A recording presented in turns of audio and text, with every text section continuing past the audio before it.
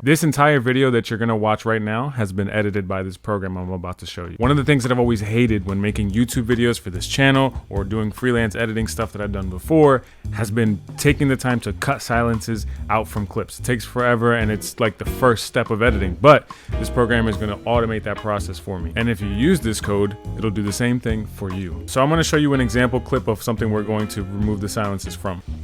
Sounds, words, audio. More sounds, more words, more audio. Final sounds, final words, final audio. Goodbye. Now we're gonna run the code.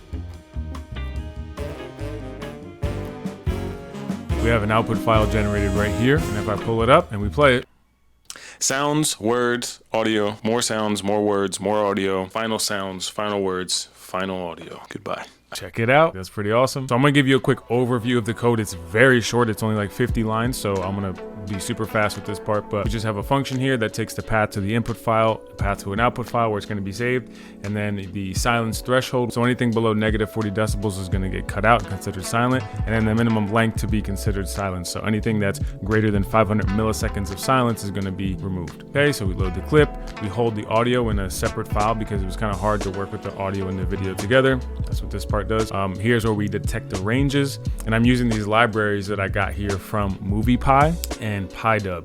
PyDub is for the audio parts, PyDub.silence is to detect the silence and the non-silent parts, and here's where we get the video clips and stuff and concatenate those clips. So pretty much it gets the non-silent ranges, finds them, and then like grabs them all together. I also put like a little buffer between them, so that way the cuts aren't like right after the word, there's like a little space. That's what this buffer time in here is, the 50 milliseconds. And we just grab those non-silent points. We're gonna concatenate all those clips together that actually have talking, and then we're going to put those clips together into one single file, which is what this part does, and then that's it. We're gonna have saved it in this output.